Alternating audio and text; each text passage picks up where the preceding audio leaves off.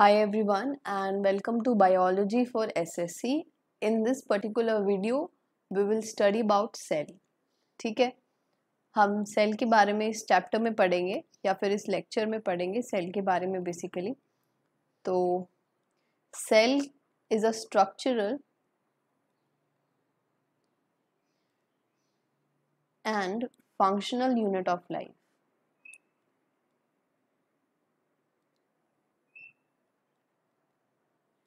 जिस बात के बारे में हम पिछले लेक्चर्स में भी बात कर चुके हैं कि ये स्ट्रक्चरल यूनिट कैसे है. देखो, अगर आप स्ट्रक्चर कह रहे हो तो इसका मतलब है कि ये स्ट्रक्चर फॉर्म करेगी. ठीक है, ये स्ट्रक्चर फॉर्म कर रहा है एक ऑर्गेनिज्म का. जैसे हमारा घर ईंटों से बना होता है ना, ऐसे ही हमारी बॉडी जो होती है वो सेल से बनी होती है. Brick to brick to a home is to brick to a human being और अ ऑर्गेनिज्म. ठीक है, फंक्शनल से मतलब क्या होता है. Suppose we are performing any particular function, say digestion. Digestion में मैं बताऊँ अगर आपको क्या होता है, तो हम जो खाना लेते हैं ना उसमें बहुत सारे like carbohydrates, mineral, vitamins present होते हैं. ठीक है, तो किया क्या जाता है, उन कार्बोहाइड्रेट्स को तोड़ा जाता है इन सिंपल मॉलिक्यूल्स. कार्बोहाइड्रेट्स को हम सिंपल मॉलिक्यूल्स में ब्रेकअप करते हैं. ठीक है, मॉलिक्यूल्स, और इस प्रोसेस में एनर्जी रिलीज होती है. ठीक है, एनर्जी रिलीज होती है और ये जो एनर्जी रिलीज हो रही है इनको हम अपनी डेली एक्टिविटीज में यूज करते हैं. This energy is used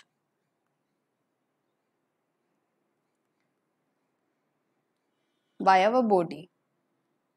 this is B Y by our body.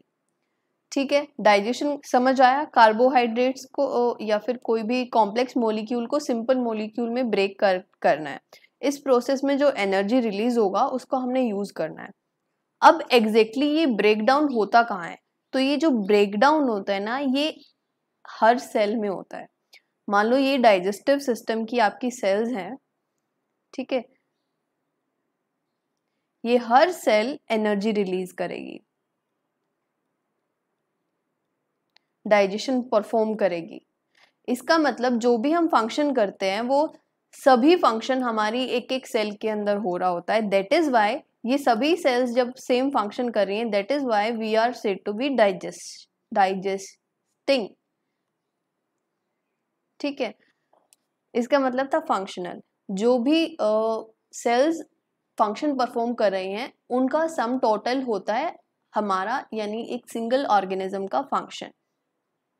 Second है कि ये स्मॉलेस्ट यूनिट होती है लाइफ की. स्मॉलेस्ट यूनिट ऑफ लाइफ, इसका मतलब ये है कि स्मॉलेस्ट चीज है जिसमें लाइफ पॉसिबल है. जैसे हम तो मल्टी सेल्यूलर ऑर्गेनिजम्स है, पर कुछ ऐसे ऑर्गेनिजम्स भी होते हैं जो यूनिसेल्यूलर होते हैं. जैसे मान लो ये अमीबा नाम का एक यूनिसेल्यूलर ऑर्गेनिज्म है. ठीक है, ये अमीबा सिर्फ एक सेल है, ये सिंगल. दिस इज यूनिसेल्यूलर, मतलब एक ही सेल से इनकी सारी बॉडी बनी हुई है. अब हम क्या करते हैं, सांस लेते हैं, रेस्पिरेशन करते हैं, डाइजेशन करते हैं, एक्सक्रीशन करते हैं, या फिर जो भी फंक्शन हम सर्कुलेशन करते हैं, जो भी फंक्शन हम परफॉर्म कर रहे हैं जो हमारे जिंदा रहने के लिए जरूरी है, वो फंक्शन ये अमीबा भी कर रहा है. मतलब single cell is also capable of living. तो ये single cell amoeba is capable of living. पर सेल से छोटा कुछ नहीं होता जो अपने इसमें एनवायरमेंट में सर्वाइव कर सकता है अपनी अर्थ पे. सो ये हो गया स्मॉलेस्ट यूनिट ऑफ लाइफ. उसके बाद इसको बिल्डिंग ब्लॉक भी कहा जाता है क्योंकि ये स्ट्रक्चर भी हमारा यही बनाती है और फंक्शन भी यही डिसाइड करती है. उसके बाद जो हम कर रहे हैं इसको कहते हैं साइटोलॉजी. मतलब सेल को स्टडी करना होता है साइटोलॉजी. ठीक है, give me 1 second, let us scroll this down.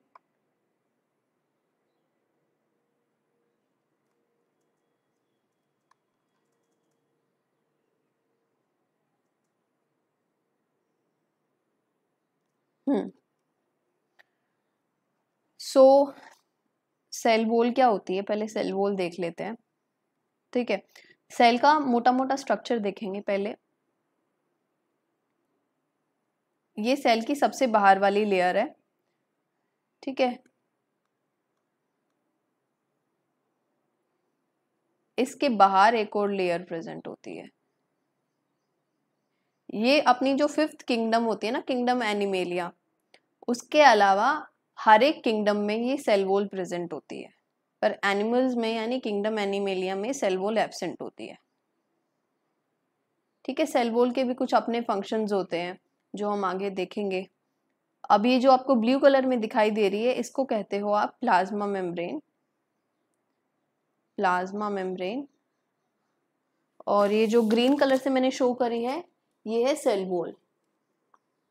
ठीक है, सेल के बाहर एक वॉल बनी है, सेल वॉल।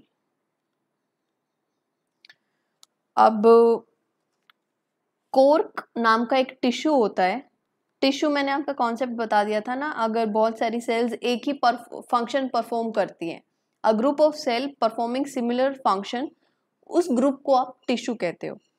ठीक है, कोर्क एक डेड टिश्यू होता है, डेड टिश्यू प्लांट्स का। और एक साइंटिस्ट थे जिनका नाम था रॉबर्ट हुक। उन्होंने इस डेड टिश्यू को माइक्रोस्कोप के अंडर ऑब्जर्व किया तो उन्हें कुछ ऐसे कंपार्टमेंट्स दिखाई दिए।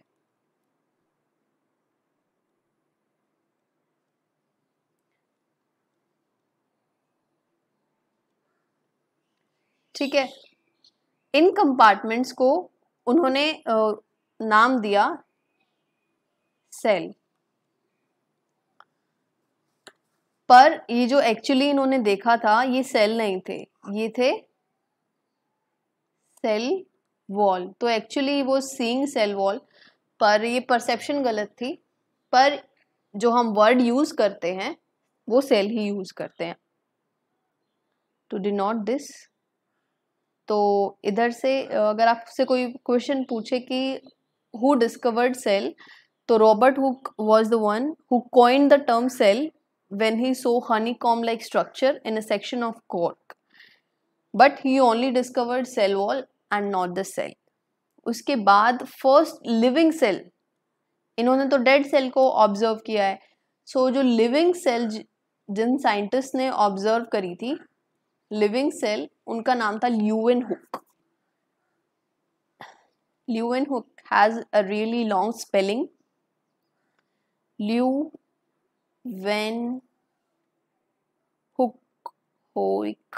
ल्यूवेनहुक। ठीक है, उसके बाद टाइप्स ऑफ सेल पे चलते हैं। जनरली दो टाइप की सेल्स मिलती हैं या होती हैं। One is prokaryotic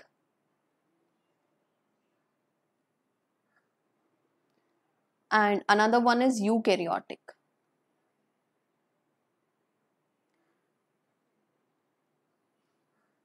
Pro means primitive,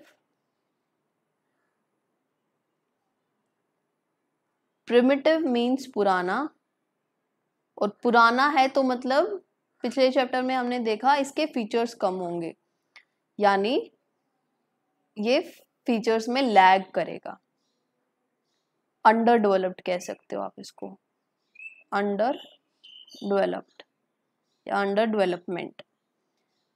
उसके बाद यू का मतलब होता है ट्रू, ट्रू या फिर वेल डेवलप्ड।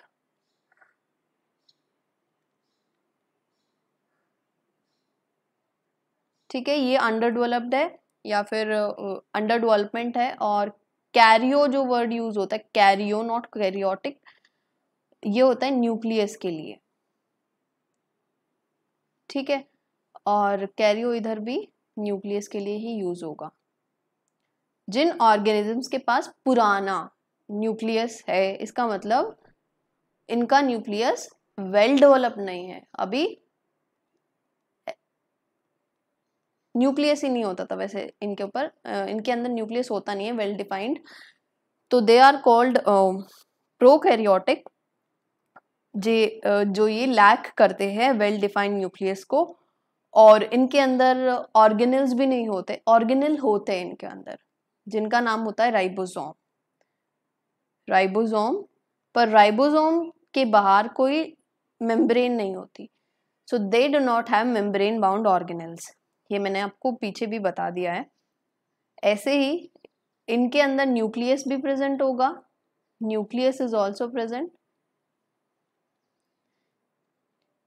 देखो अब न्यूक्लियस क्या होता है, आपने कभी गांव में तालाब देखे हैं, तालाब के बीचों बीच एक कुआं सा बना देते हैं ऐसे, है ना, हमारे गांव में होता था। तो आप सपोज कर सकते हो कि ये पूरा तालाब है, और इस तालाब में पानी की जगह क्या तैर रहा है, साइटोप्लाज्म तैर रहा है, ठीक है। इस तालाब के बीच आपको एक कुआं या फिर वेल आपने बना दिया, ठीक है। इस वेल में भी कुछ पानी होगा, उस पानी को हम अलग नाम देंगे। इधर भी कुछ पानी आपको दिखाई देगा, और वेल के पानी का नाम है न्यूक्लियोप्लाज्म। न्यूक्लियोप्लाज्म। और ये जो वेल की लेयर है, बाहर वाली लेयर है, इसको आप न्यूक्लियर एनवलप कह दो, क्योंकि ये न्यूक्लियस की लेयर है। न्यूक्लियर एनवलप, एनवलप, ठीक है। तो ये आप इसको ऐसे याद रख सकते हो कि सेल एक बहुत बड़ा तालाब है, और उसके बीच में कुछ एक ऐसे कुआं टाइप होता है जिसको आप न्यूक्लियस कहते हो। न्यूक्लियस के पास अपना फ्लूइड होता है, कुएं में सपोज कुएं के पास अपना पानी है, तो ये न्यूक्लियोप्लाज्म, ठीक है। और ये जो वेल है, ये प्रोकैरियोटिक सेल के पास ये कुआं नहीं होता, बल्कि यूकैरियोटिक सेल में ये वेल भी प्रेजेंट होता है और इसके अंदर का पानी भी प्रेजेंट होता है, यानी न्यूक्लियोप्लाज्म भी प्रेजेंट होता है। उसके बाद कुछ डिफरेंसेस लिख लेते हैं हम, प्रोकैरियोटिक और यूकैरियोटिक सेल में क्या होते हैं।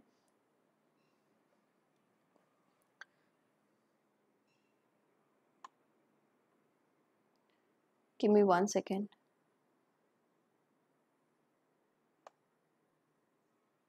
Okay fine.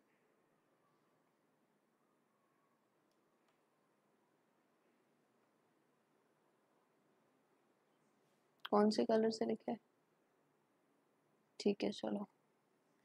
इधर प्रोकैरियोट,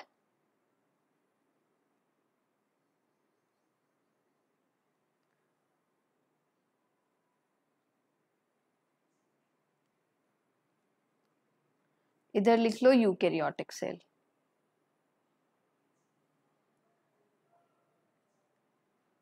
ठीक है। ये सिंपल और प्रिमिटिव होते हैं, they are simple and primitive.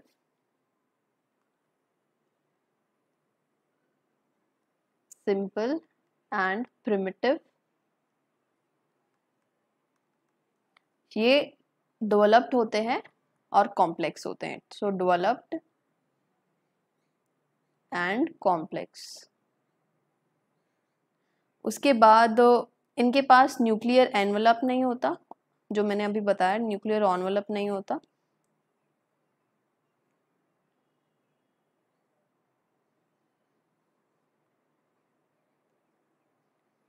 Absent होता है इनके अंदर,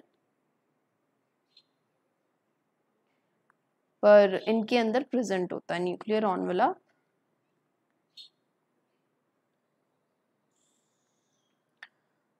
इनके पास मेम्ब्रेन बाउंड सेल ऑर्गेनल्स नहीं होते हैं।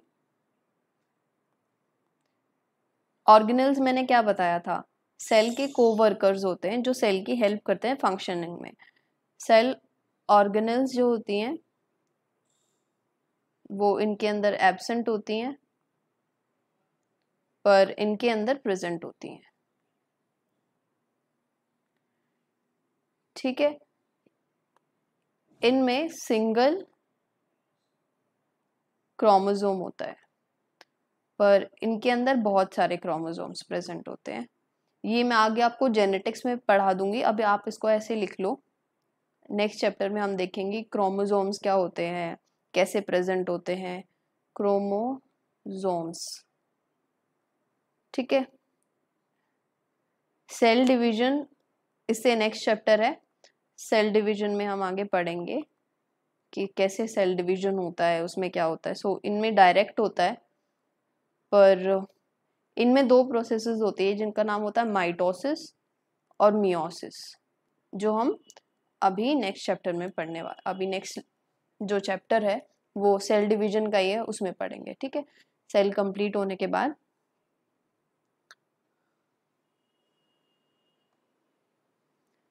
अभी आप ऑर्गेनेल स्टार्ट करें, एक एक करके सेल के कोवर्कर्स को हम पढ़ना शुरू करते हैं। उससे पहले कुछ फैक्ट्स है सेल के बारे में जिनके बारे में क्वेश्चन भी आ सकता है। अच्छा, मुझे बताओ, विच is the largest organism, which is the largest bird.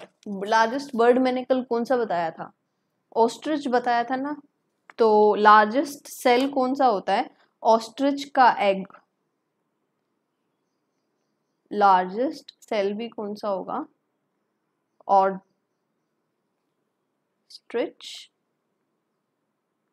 Egg. ठीक है, और जो स्मॉलेस्ट सेल होती है, ये आपको याद रखना है, स्मॉलेस्ट पे तो हमेशा क्वेश्चन आता है। PPLO, pleuro pneumonia like organism. ठीक है, इसकी फुल फॉर्म ये होती है प्लूरो निमोनिया लाइक ऑर्गेनिज्म, और इसको आप माइकोप्लाज्मा भी कहते हो, माइकोप्लाज्मा। क्वेश्चन क्या आएगा? Which is the smallest cell, या तो माइकोप्लाज्मा दिया होगा या फिर PPLO दिया होगा, तो आप ये दोनों याद रख लो। उसके बाद लॉन्गेस्ट एनिमल सेल कौन सी होती है? ये स्मॉलेस्ट सेल है।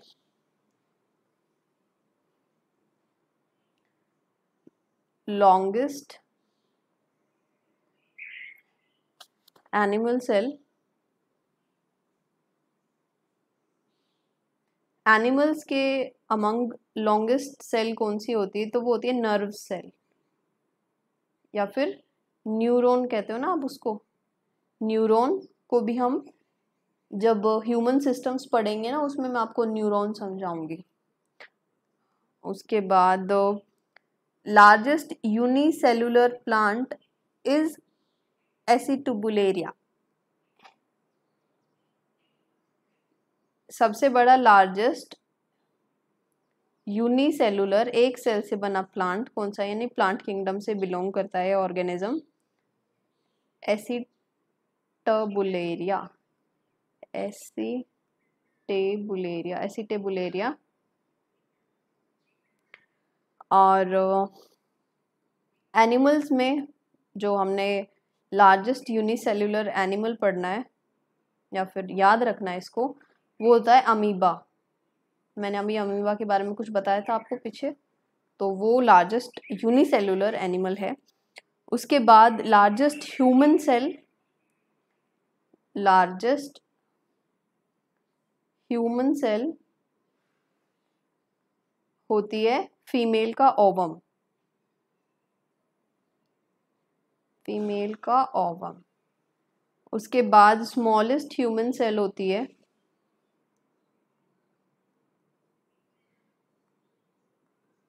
RBC, यानी रेड ब्लड सेल।